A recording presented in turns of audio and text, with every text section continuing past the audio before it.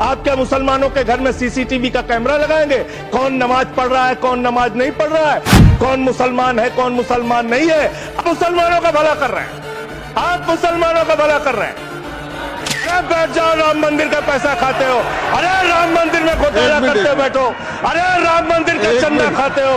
अरे चंदा चोरो बैठो, चंदा चोरो बैठो, चंदा चोरो बैठो, बैठ जाओ चंदा चोरो, चंदा चोरो बैठ जाओ। चंदा चोर हो तुम लोग चंदा चोर हो, चंदा चोर हो तुम लोग, चंदा चोर हो, चंदा चोर हो, चंदा चोरो बैठो, प्लीज चंदा चोरो बैठो। पूरी सरकार में एक मंत्री आपका मुसलमान नहीं है।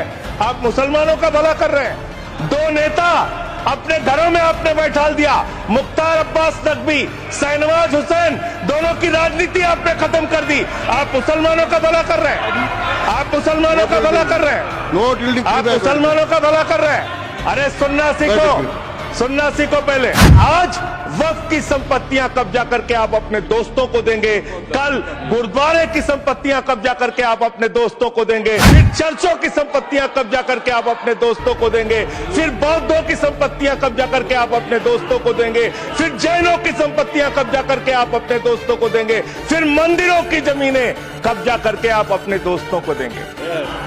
आप तो वो लोग हैं जिन्होंने प्रभु श्री राम के मंदिर में भी घोटाला किया। मान्यवर, प्रभु श्री राम के मंदिर के जमीन में घोटाला किया। मैं कागज दूंगा सर, मैं कागज दूंगा। कर दिया मैंने। ये लोग राम मंदिर में घोटाला करने वाले लोग हैं, राम मंदिर की जमीन का चंदा खाने वाले लोग हैं सर। ये लोग आप फसाद कराने वाले हिंदू हैं, हम सौहार्द फैलाने वाले हिंदू हैं। ये बुनियादी फर्क है, ये बुनियादी फर्क है आप में।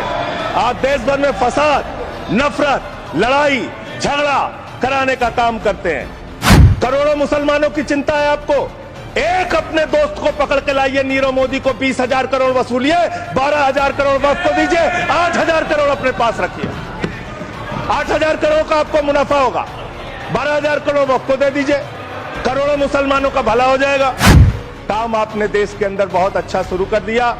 आप एक काम करते हैं, देखो मुसलमानों को ठीक कर रहा हूं, दूसरी तरफ महंगाई बढ़ रही है, नुकसान हिंदुओं का। 94 लाख करोड़ रुपए शेयर बाजार में डूब रहा है, नुकसान हिंदुओं का। 11 लाख बच्चे स्कूलों से बाहर निकल गए, नुकसान हिंदुओं का। तो मुसलमानों का को ठीक करने के नाम पर आप नुकसान देश के करोड़ों हिंदुओं का भी कर रहे हैं। इसलिए ये सब बातें करके देश में आप नफरत फैला के ये सब झगड़े फसाद के काम मत कीजिए। और अंत में आपसे एक ही बात कहना चाहता हूं, अभी भी वो मौका है इस बिल को, जो गैर संवैधानिक है, जो बाबा साहब के संविधान के खिलाफ है, इसको वापस लीजिए।